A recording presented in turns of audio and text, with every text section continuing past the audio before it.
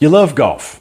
You love it so much that you want to improve, playing your best golf, lowering your scores. So what do? Well, you go take lessons from a professional, and that'll fix everything, right?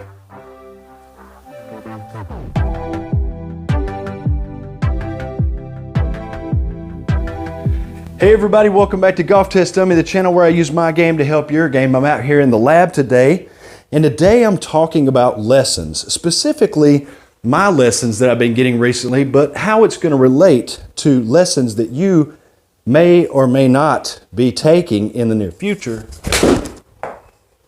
And I want to talk about some of the pitfalls and some of the things that might give you some frustration, or that they might give you a bad taste in your mouth about lessons, and some myths about golf lessons as well. A little bit of business before we get started here. First of all, if you haven't subscribed to the channel, please click down below this video and do so right now. And off to the side, click the little bell icon, select all so you get notified and you don't miss any videos. I do a lot of series where each video kind of builds on the last one. And if you miss one, things get kind of out of order and you can get lost. So don't miss any videos by subscribing. And also check out the links in the description below. I've got some really great companies that I work with to try and get you guys some discount, as well as an Amazon link for anything that you're going to buy on Amazon. If you go through my link to buy it, it costs you nothing extra. It helps support this channel and keep me going to keep bringing you great content. Now, for some of the things that I want to discuss about golf lessons, there are some myths out there that need to be dispelled. One of those myths is that if you just go and take lessons, you're going to get better. That is not necessarily true. First of all, there are way too many variables to just make a really broad statement like that. And second, you're taking the lessons, but what are you doing to improve your game? What I mean by that is this. I can go take my lesson once a week. They last anywhere from a half an hour to an hour. How many golf balls am I actually and realistically going to hit in that amount of time? How much work am I actually going to be able to put in? As I've said before in the past, the golf instructor is kind of like a doctor, and they can write you a prescription for what pill you're supposed to take for whatever your ailment might be, but you have to take the medication, the prescription in and of itself, without following through on the directions. It's meaningless. So if you're not putting in the work to work on the things that your instructor tells you that you need to be working on, how are you ever going to expect to find any sort of improvement and move the needle in the right direction?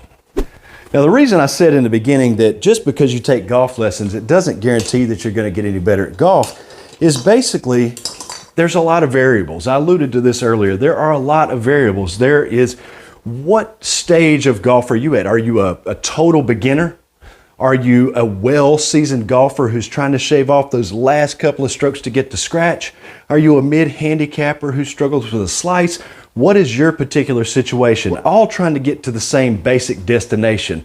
It's really good golf, or to personalize it, your best golf. That destination is the same for everybody, from the top pro in the world all the way down to a beginning golfer. And in that sense, it is the same destination for everybody. However, we are coming from all different points of the map, all the compass points from all different directions and distances, and everybody has to take a different path. There may be some paths that are slightly similar to get to that destination, but none of them are the same. In that sense, your path to your best golf is like a snowflake. And it takes somebody working with you personally, who knows your game personally, who understands where you are right now and where you're going to go. That was a good one. How they're going to get you there. They need to map it out. They need to be the Google Maps of your particular golf game. Now, if you've been following along in previous weeks, some of the things that I've been working on is that I don't rotate very well. I do not make a good turn to get through the ball. I don't use my lower body very well or enough. I'm not using the lower body to help drive the force. I'm using my hands way too much. I'm trying to overpower with shoulders and wrists and just getting all out of position. I've had issues with plane, taking it away under the plane, getting my shoulders way too level at the top, a little over swinging, this little wiggle up at the top, and then I come back down over it and have to flip at it to get it back on plane. So one of the things Jessica has had me working on in Golf Tech, and again, I'm out here today putting in the work to try and make the change. So when my next lesson comes up, I've actually made some progress. But one of the things I'm working on is trying to get my path to take away more on plane and then come back down on plane instead of trying to get too far underneath, leaning back and doing a flip like that causes all these inconsistencies. I'm trying to get more flush contact. Now, in order to make changes in your golf swing, even the smallest little change that you want to make, the key is hyper exaggeration, over exaggeration. For instance, for me, if I want my plane, if I'm looking down the line here, if I want my plane to go from here, right, to just here and be a little bit more upright, it seems like such a small change. But believe me, it can take a mountain of work, and it can be a really brutal eye-opener for reality when you try to make that little change simply by making a little change. You got to make a big change, man.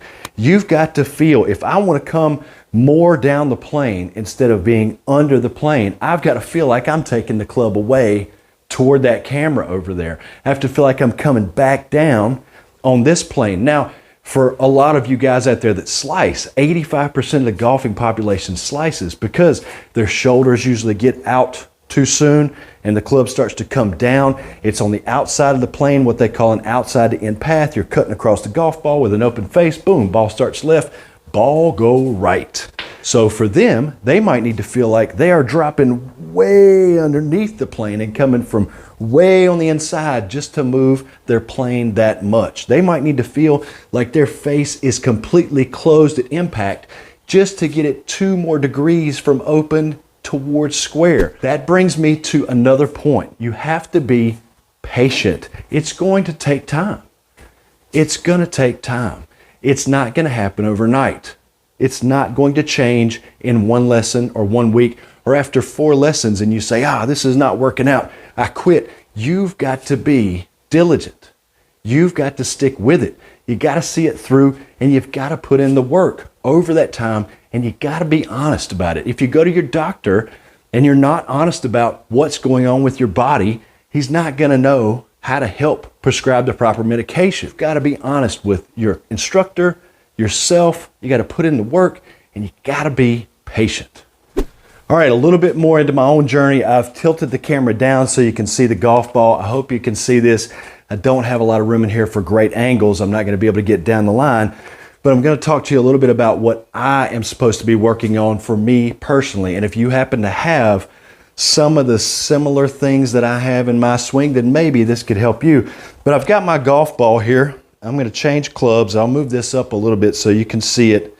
One of the things that Jessica had me working on in the Golf Tech studio and that she really drove home for me to work on at home was to set the golf ball up and to try and find an object that I could put down to make myself not come too far from the inside and make sure I came down more on a straight line with the golf ball. And I've chosen this head cover so that A, I don't break my club if I hit it.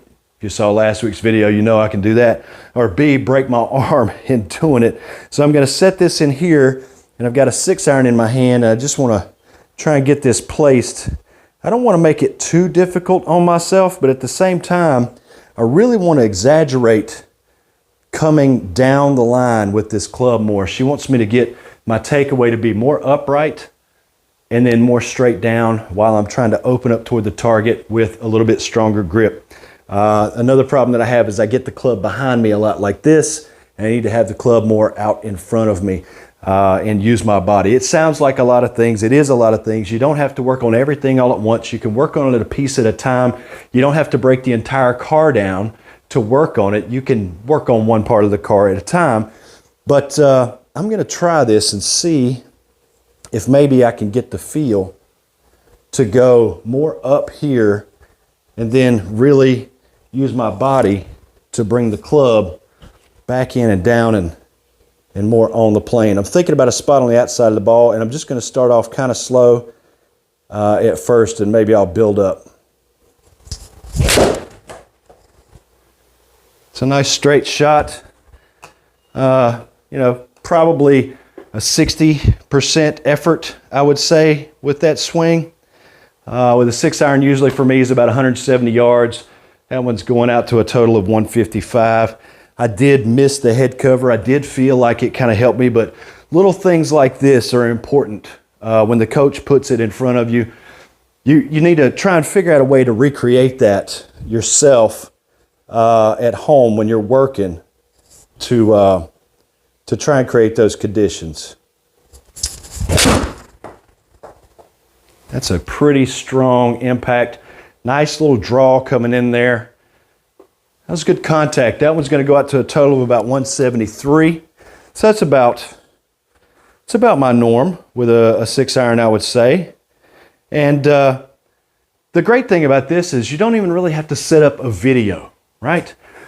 If I've missed that head cover, there's no way that I was taking that club away too far inside.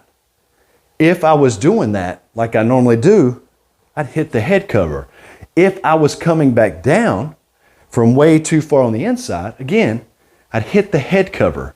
It's not rocket science, and you don't have to have the latest and greatest technology in order to set up something like this and to figure out if you're on plane or not.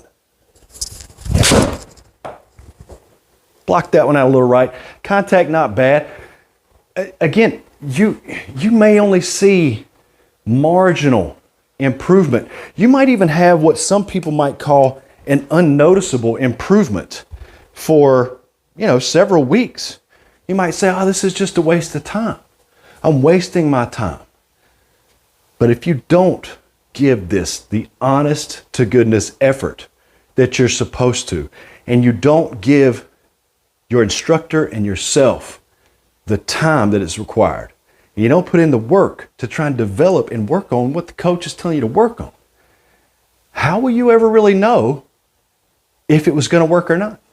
All right, I got time for one more shot and one more myth. Another thing that I've seen some people bring up is that the model that they're trying to get me into, with the shoulder line being just right and the hips being open just right and the position at the top of the backswing being right and the hip sway, all these different 9 positions, they're trying to get me into this point of perfection like a tour pro, and you're no tour pro, you're never going to be a tour pro. Listen, I understand. I get it. There is definitely a path that I can see logically where people would arrive at that conclusion. But here's what the coach told me, and what your coach will likely tell you. It's not about perfection. It's about progress. I don't have to get 45 degrees open with my hips and my shoulders at impact. I don't have to get there. But when I started, I had 0. It was just dumping the wrist and the hands and just letting it all go. And I had 0 at my hips as far as their relation to being open to the target. Well, over time, I've been able to get it to a point where it's been 25, 26 degrees. I would say that that is a vast improvement in trying to get to those ideal positions. But if I never make it to 45, it's not the end of the world. Again, it's not about perfection. It's about progress. It's about trying to be a little bit better today than you were yesterday. Solid, but a little bit of a pull hook. But the distance is going to be pretty good. Of course, the pull goes a little bit further. I know what you're going to say. You didn't really gain distance. You just pulled it. But that was pretty solidly struck going out to 178 with a 6-iron. That's pretty good. And it feels a little bit more effortless. All right. One more, just because I don't think I can ever hit enough golf balls in my life to be satisfied. I'm gonna die one day, and I'll still have so many more golf balls to hit. I can never get enough of hitting golf balls. I just can't. I absolutely love it. And very strong. I feel like I'm using the lower body more. I mean, that's going out pretty good. that's going to go past 175. Again, I tugged it a little bit left with a draw, but that could be just club face orientation. I'll have to work on that next. One thing in golf, there's always going to be something to work on. And again, we're all trying to get to the same destination. We've all got to take different paths to get there. I appreciate you guys sticking with me through this. I've got more coming on the Golf Tech Review. There will be a club fitting session at some point, probably in the next couple of weeks. I've only got a few more lessons left to go in the package. Special thanks to Golf Tech and Jessica for putting up with me for this long. You don't have much longer to go. Thank you for clicking and like on the video and commenting and subscribing and using the links and all that stuff. I appreciate it. We're approaching 10,000. Help me get there. See you next week.